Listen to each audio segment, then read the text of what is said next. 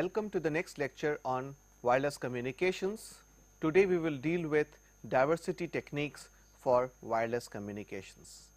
First, let us look at the brief outline for today's talk.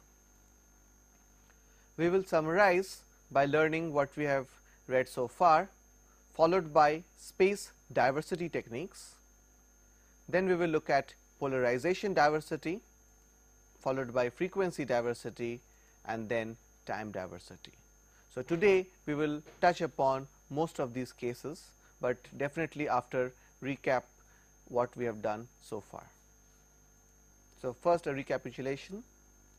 We have already studied different kinds of space diversity techniques, and these have been the selection diversity, the scanning diversity, the maximal ratio combining method, and the equal gain combining methods. Just to go over space diversity in totality, if you remember from last lecture, space diversity can be broadly divided into selection, scanning, maximal ratio, and equal gain combining. So, we will briefly go over the results of each one of them and then move over to polarization diversity, frequency diversity, and then finally time diversity. So, what is selection diversity? We know the basic principle of selection diversity is to select the best signal amongst all the signals received from different branches at the receiver end. Please note, in diversity techniques we use more than one antenna, and what we expect is that if the signal is fading in one of the received antennas, if it is uncorrelated fading in the other one, we will most likely get a stronger signal in the second antenna. If there are M antennas, then we can choose one of the best signals amongst the N antennas. So, the selection diversity requires you to choose the best signal from amongst the M different antenna elements. Here is a graphical representation for the selection diversity, and suppose we have 1, 2, so and so forth till M antenna, and the transmitter transmits either a voice or a data digital format. Here is the logic which outputs the best of the signals. What we learnt last time is that if you use selection diversity, the average SNR improvement is given by gamma bar divided by capital gamma is equal to summation from k is equal to 1 through n 1 over k. What we learned from this expression is that as you increase k from 1 to 2, you get an improvement. You go from 2 to 3, you definitely get another improvement, though a smaller one, because it grows as 1 over k. And then as you increase, you keep on getting improvements, but the incremental improvement is minimal. So, what do we learn from selection diversity? Selection diversity offers an average improvement in the link margin without requiring additional transmitter power or any sophisticated receiver circuitry. So, the best point for diversity techniques is the simplicity, and there is no additional computational requirements in general. Selection diversity is easy to implement because all that is needed is a side monitoring station and an antenna switch at the receiver, which will help pick up the most strongest signal. However, it is not an optimal diversity technique simply because we are throwing away the signals of all the other antennas except that which is strongest. So, clearly there should be some technique which we can use to combine the signals, however small, from different antenna elements. So, let us talk about the second spatial diversity technique, which is called the feedback or the scanning diversity. What is the basic principle? It scans all the signals in a fixed sequence until one with the SNR more than a predetermined threshold is identified. So, we need to set a threshold before we start the operation, and then we go into the scanning mode.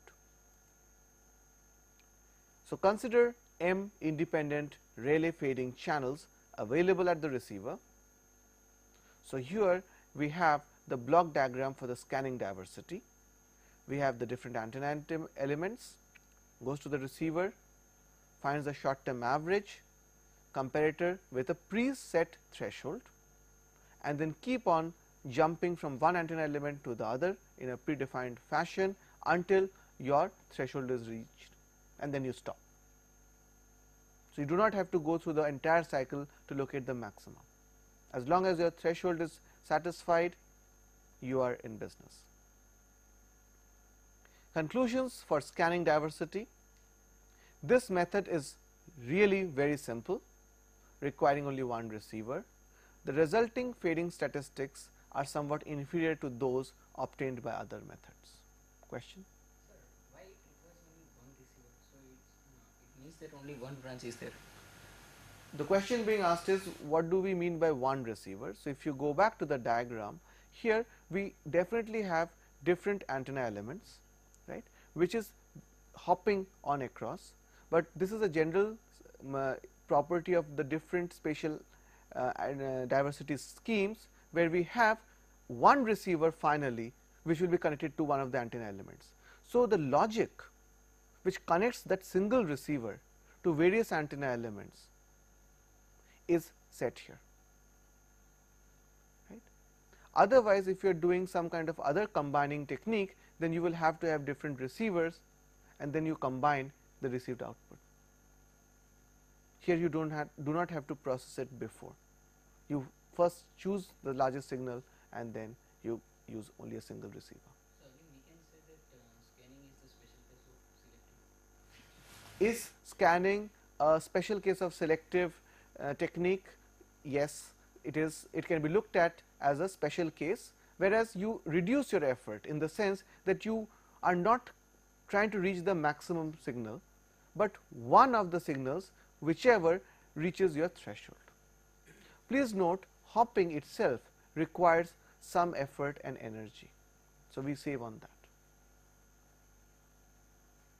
So, the resulting fading statistics are somewhat inferior to those obtained by other methods. Later on today we will see how different in terms of improvement in performance really are these different techniques for diversity. Is there a big improvement? Definitely maximal ratio combining will give you a better performance because it is optimal, but how much better? We will look at an example to tell us how much is the improvement. Let us look at the third technique, which is also the more popular technique, which is the maximal ratio combining method. What is the basic principle? You combine all the signals in a co-phased and weighted manner, so as to have the highest achievable SNR at the receiver at all times. In this sense, it is optimal. So, please note the two terms, co-phased and weighted. Again, consider m branches which are maximal ratio combined in a co-phased manner. So, if you have these m branches here in the antenna, then you have a method of adaptive control wherein you can choose the weights and the phases, so that you can weight it, co-phase it, and then pass it to the detector. So, what we learnt last time is that if you use MRC, the mean SNR is obtained as m times gamma, which is for one branch. So, as you increase the number of branches, your average SNR increases. It is a very interesting result. So, here we go by increasing the number of branches in your receiver system. But please note that the control algorithms for setting the gains and the phases for MRC do require computation and are similar to those required for the equalizers. So, this is the additional price we have to pay to do the job optimally. The fourth technique is a rather simple one. It is called the equal gain combining. What is the principle for this space diversity technique? We combine all the signals in a co-phased manner with unity gain for all the signal levels, so that we have the highest achievable SNR at the receiver at all times. So, here again we have to do a co-phased addition, but with unity weights. So, this is the block diagram for equal gain combining, or EGC. These are the M antenna elements or branches. We have the phase term, then we have co-phasing and summing up, and then demodulation and detection to give you the desired output. Now, let us talk about the advantages of EGC. In certain cases, it is not convenient to provide for the variable weighting capability. So, EGC is preferred. Gain of each branch is weighted to set to 1. These are co-phased to provide equal gain combining diversity. This allows the receiver to exploit the signals that are simultaneously received on each branch, and the probability of producing an acceptable signal from a number of unacceptable inputs is still retained, and the performance is marginally inferior to the maximal ratio combining and definitely superior to the selection diversity. Right. So, equal gain combining sits somewhere between the selection diversity and the MRC. Question. Can you say that these combining techniques are just similar to the multipath fading, in that we are just adding all the multipath components and create the final one? Like Okay. Question being asked is it possible to equate these combining techniques as if that multipaths are coming and we are trying to combine the multipaths? So, answer is no. Here clearly we are trying to overcome the effects of fading, and the only thing we are trying to do is to look at uncorrelated fading. So, multipaths are arriving at each antenna elements differently, and that they are adding up vectorially at each antenna element differently. So, there is no effort to separate the multipaths. Now, in some cases the multipath would combine to give a deep fade, whereas if the antenna spacing is correct, we will most likely be out of fade in the second branch or the third branch. And diversity technique, spatial diversity technique specifically looks at this property. So, we are not trying to separate the multipath components. However, if you go to the rake receiver kind of operation, there you actually look at separating the different multipath components. We will talk about the time diversity technique and the rake receiver in the later part of this lecture.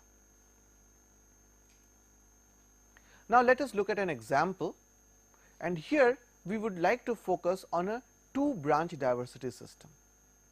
As we have seen, there is some kind of a rule of diminishing returns for selection diversity when you go from 2 branches to 3 branches and so on and so forth.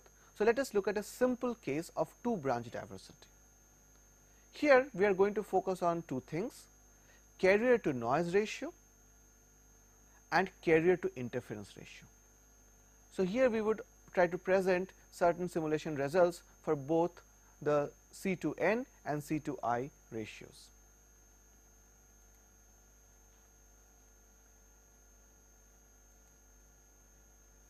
Now, CNR or carrier to noise ratio gamma is proportional to the square of a Rayleigh distributed signal envelope. We know that.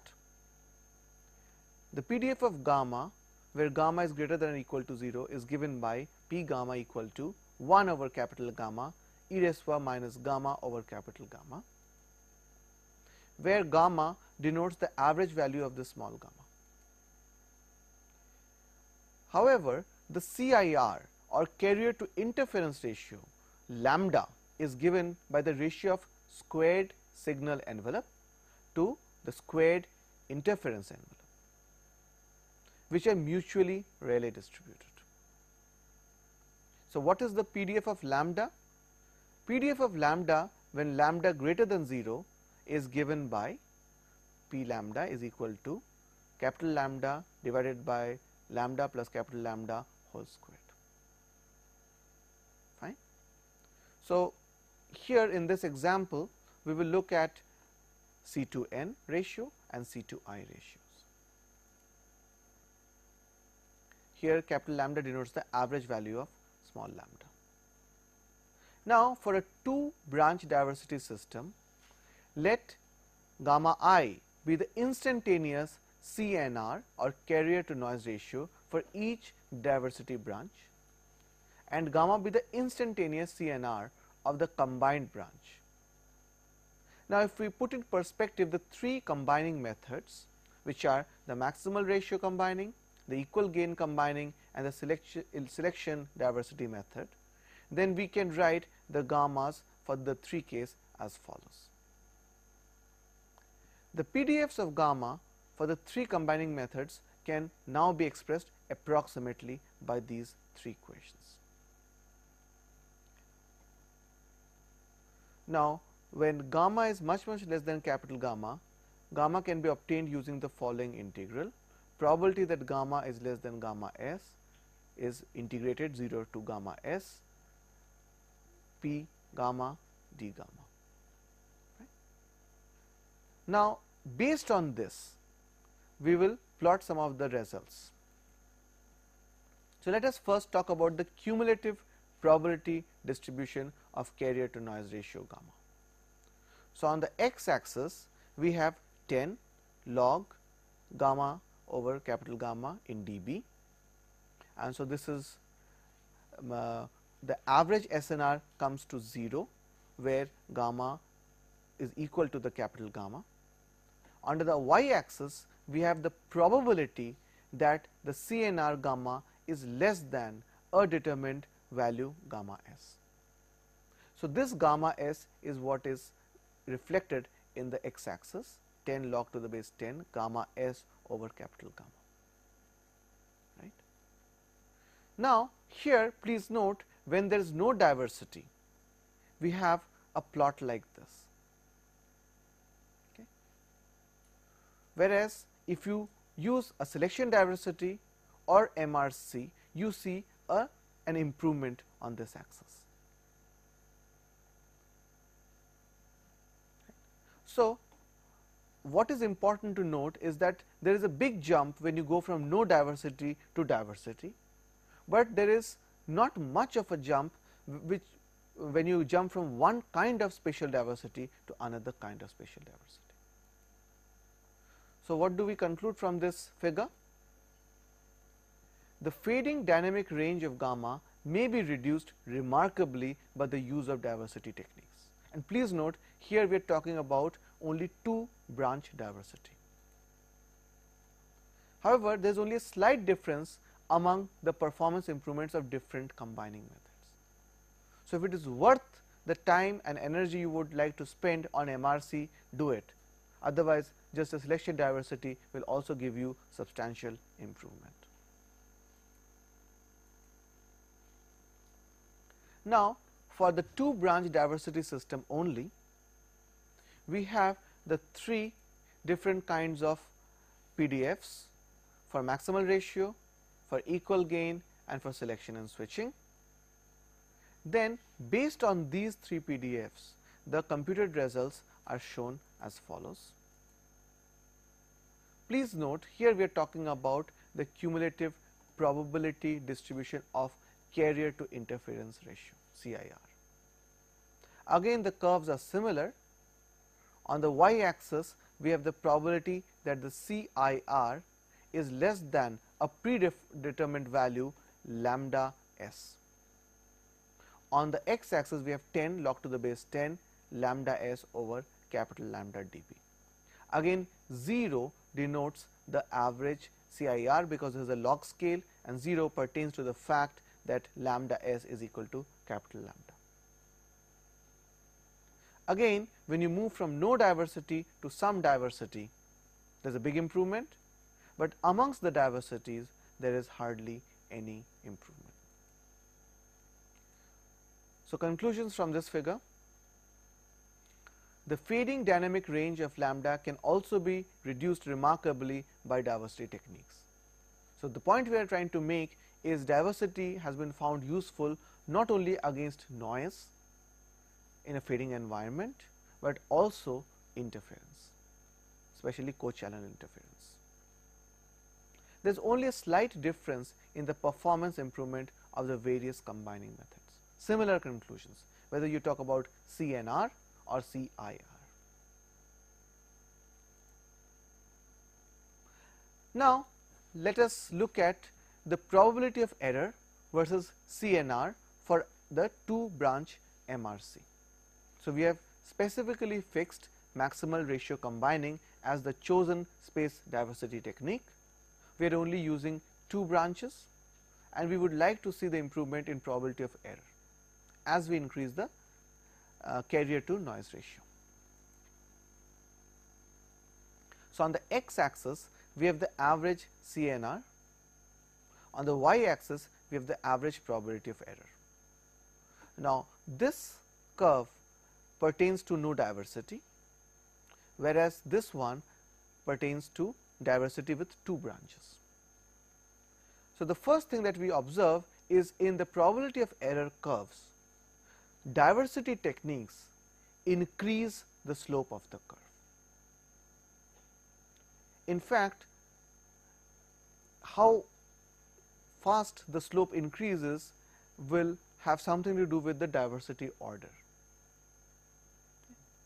So, when you say this technique gives me diversity gain, we talk about how much is the improvement in the slope with respect to no diversity.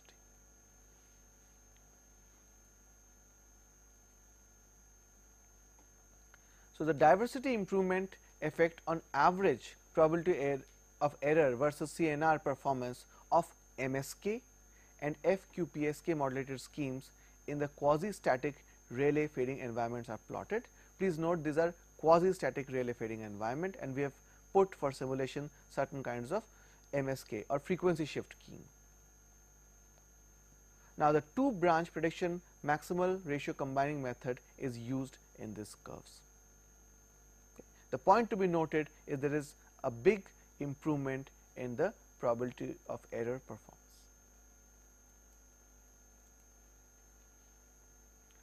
Now, let us talk about the two branch selection method, again probability of error versus CIR. So, in this case we are talking about the interference, carrier to interference ratio. On the y axis we have average probability of error, on the x axis average CIR. Again, the top curve represents no diversity, whereas this is with two branch diversity using the selection method. Again, there is a big improvement in performance. Here again we are using MSK kind of modulation scheme over a quasi-static Rayleigh fading environment. Again, two branch prediction method is used.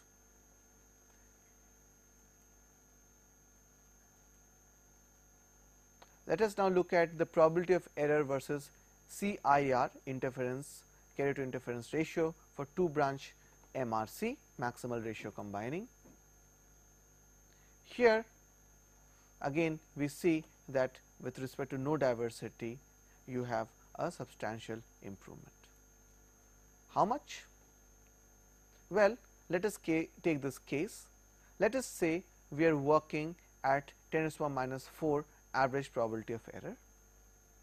So, when you go from the case of no diversity, wherein you require close to 38 dB C2IR, you require only about 18 dB here.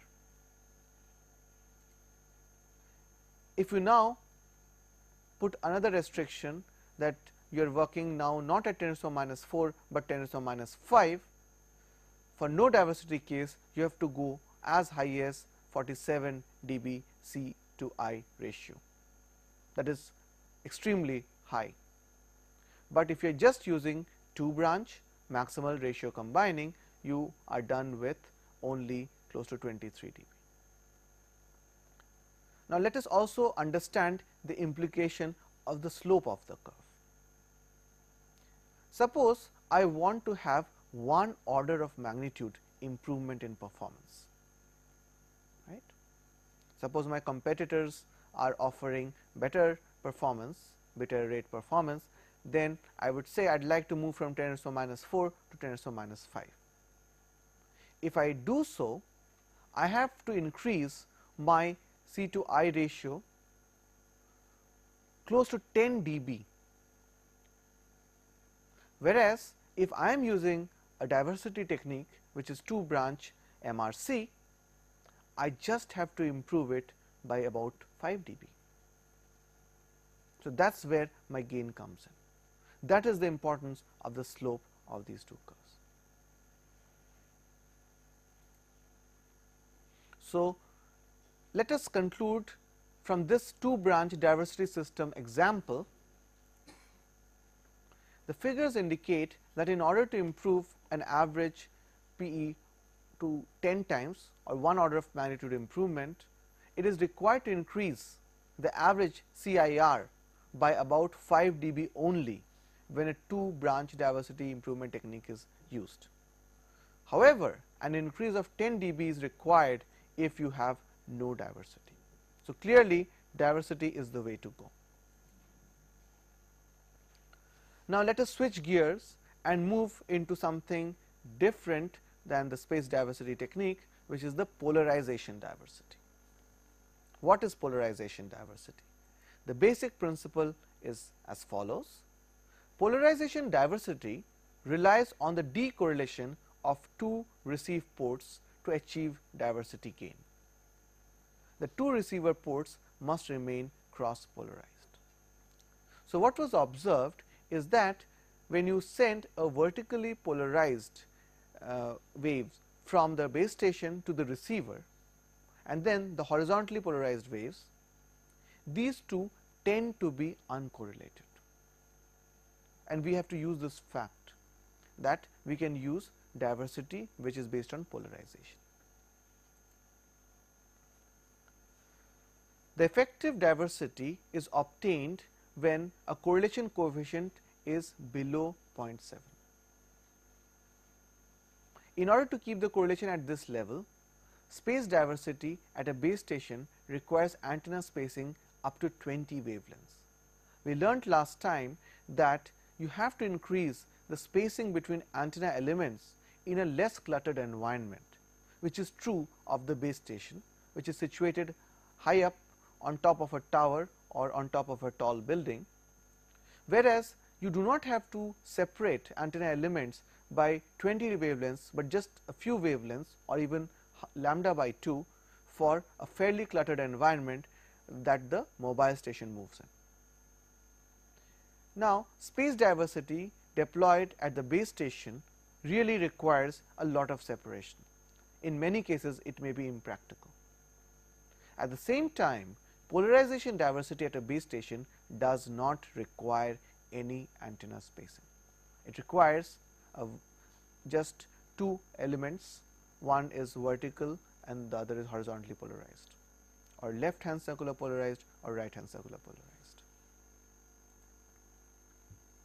At the base station, space diversity is considerably less practical than at the mobile, because the narrow angle of incident fields require large angle antenna spacing. Also, the comparatively high cost of using space diversity at the base station prompts consideration of using orthogonal polarization. Please note, the signal coming from the mobile to the base station is a weaker signal, and that is where we need to employ the diversity techniques. Polarization diversity provides 2 diversity branches and allows the antenna elements to be considered.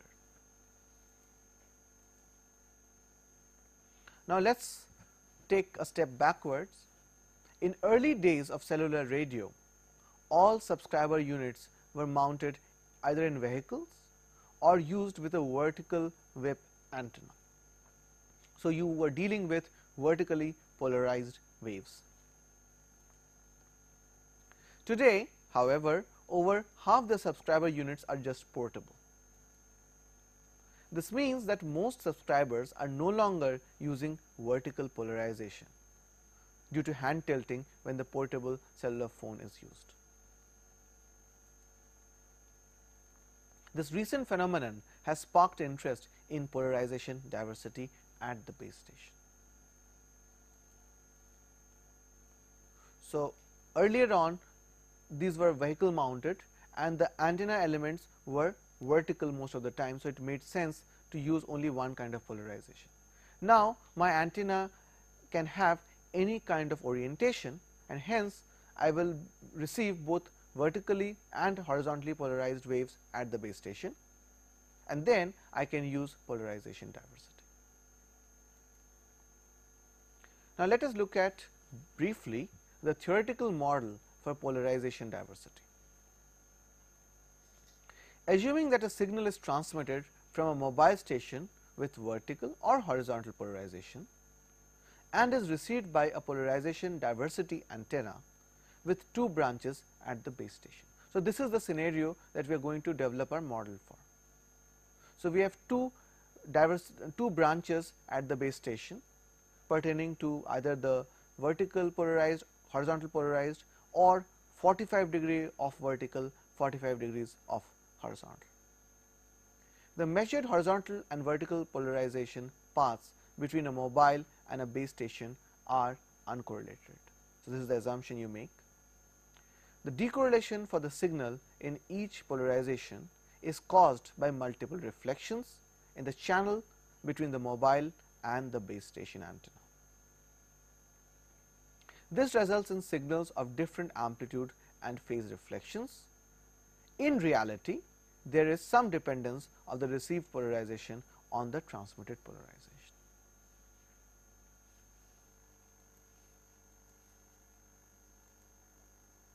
So, here we have the two antenna elements which make an angle alpha here, and we are trying to derive some results based on this angle alpha. And a mobile is located in the direction of the offset angle beta shown here. So, this is the main beam and this is the offset angle beta, and this is your mobile.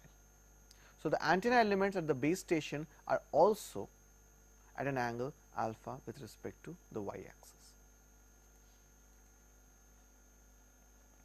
Some of the vertically polarized signals transmitted from the mobile station are converted to the horizontally polarized signal because of multipath propagation. So, each time the wave undergoes reflection, there will be some component of the vertically polarized beam coming into the horizontally polarized antenna element. So, let us denote the horizontally polarized component x equal to r1 cos omega t plus phi 1, and similarly the vertically polarized component y equal to r2 plus cos omega t plus phi 2.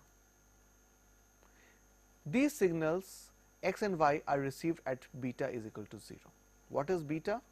Beta we have seen earlier is the angle here. So, let us go back to our x and y, which are the horizontally and vertically polarized components. Assume that R1 and R2 have independent Rayleigh distribution. Okay. These are the two received signals. Phi 1 and phi 2 have independent uniform distribution, here phi 1 and phi 2, that is not a bad assumption, and no cross coupling between the diversity antenna elements is assumed. So, this is the model we are building up. Let us first talk about the correlation coefficient rho. The received signal values at V1 and V2 are given by, this is the script V1 is equal to x sin alpha cos beta plus y cos alpha, and V2 is equal to minus x sin alpha cos beta plus y cos alpha, where alpha and beta are the angles defined earlier. Substituting x and y, we get these two expressions for V1 and V2. Here the two constants a and b are given by sin alpha cos beta is equal to a and cos alpha is equal to b. So, it is possible to derive the received signal values at V1 and V2.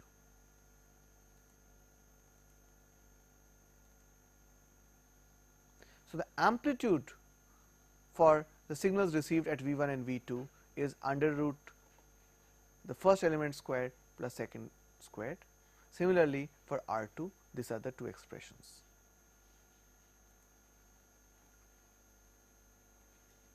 So, if you simplify it, you get your expressions as R1 is equal to under root small r1 squared a squared plus r2 squared b squared plus 2 r1 r2 ab cos zeta 1 plus phi 2, and so on and so forth. Now, let us define the correlation coefficient as follows in terms of R1 and R2. So, this is the definition of the correlation coefficient. Clearly, correlation coefficient depends on A and B, which depend on the angles alpha and beta. What are the assumptions? Let us say that R1 squared average value is R1 squared a squared plus R2 squared b squared average plus R2 squared. Then you have this following expression, because I am trying to compute the value of the correlation coefficient here. So, I need to compute each of these values independently.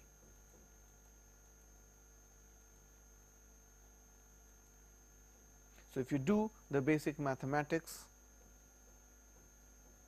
in this slide, these are the steps involved in order to achieve the final expression. This one shows that R1 squared whole squared is equal to R2 squared whole squared average value. Substituting these values, it is finally possible to compute the correlation coefficient rho, which is given by this. If you want to simplify it, you will be able to get a much easier to write expression. But R1 and R2 we have known follow Rayleigh distribution. So, if you define R2 squared average value over R1 squared average value equal to capital gamma, then this expression rho can be simplified as follows. Rho is equal to a squared minus b squared gamma over a squared plus b squared gamma whole squared. And if you substitute the values of a and b, you get the following expression. Please note that capital gamma has been defined as R2 squared average over R1 squared average. Okay. In some sense, this gamma is the cross polar discrimination factor. It is telling you how much is the ability to reject the horizontally polarized wave by the vertically polarized antenna, and so on and so forth. So, here gamma is the cross polarization discrimination of the propagation path between a mobile and a base station. It is also called XPD or cross polar discrimination. Let us talk also about the average signal loss L. The average level of vertically polarized signal level is given by the average value R0 squared.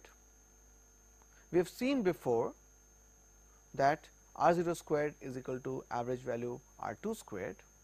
Hence, we can write the following expression.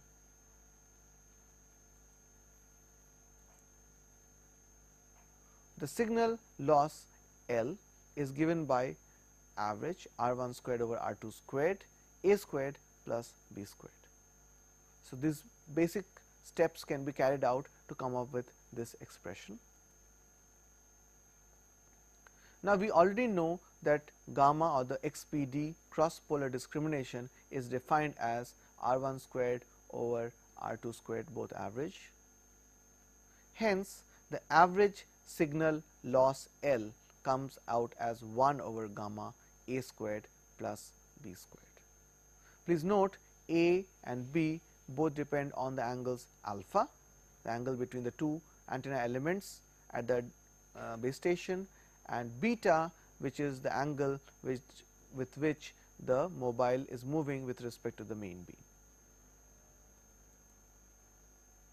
So, this is an expression that we will use to calculate the average signal loss. Let us take an example to understand these equations. So far we have derived very briefly two equations. One is an expression for rho and the other is an expression for the loss factor L. Please note, both of them depend on this gamma. Okay. Gamma is the cross polar discrimination. Please note, if you substitute gamma is equal to 0, right, then both the numerator and denominator coincide and correlation is 1, perfect correlation. So, the idea is, for a good polarization diversity scheme, gamma should be as high as possible. In real life measurement, gamma is measured to be close to 20 to 25 dB. Three factors determine rho and L. These are the polarization angle, as we have seen, the offset angle beta, and the cross polar discrimination gamma. Now, let us take two small examples when gamma is equal to 0. Okay. And if you take these special angles, if you substitute it here, then rho will also come out to be 0. When gamma is equal to 0 and 0 dB, that is 1, in that case, if you substitute the values alpha is equal to 45 and beta is equal to 90, then the loss factor comes out to be minus 3 dB. So, you can say that for 0 dB cross polar discrimination and 45 degree alpha, which is typical, and beta to be 90 degree, you will get a loss factor of minus 3 dB. Now, let us move to another diversity technique, which is the frequency diversity. What is the basic principle? The same information signal is transmitted and received simultaneously on two or more independent fading carrier frequencies. The rationale behind this technique is that frequencies separated by more than the coherence bandwidth of the channel will not experience the same fade. Several lectures earlier, we have talked in detail about coherence bandwidth and how to determine coherence bandwidth for a particular wireless channel. The probability of simultaneous fade will be the product of the individual fading probabilities, because they are fading independently. This technique, the frequency diversity technique, is often employed in microwave line of sight links, which carry several channels in a frequency division multiplex mode, or FDM. This technique not only requires spare bandwidth, because you are transmitting the same information in two different carriers separated by more than the coherence bandwidth, but also requires that there may be as many receivers as there are channels used for frequency diversity, each one tuned to the different frequency. However, for critical traffic, this expense may be justified. So, the point being illustrated in this frequency diversity scheme slide is that frequency diversity is expensive in terms of bandwidth, but if you are working in a wideband scenario anyway, then this can be used.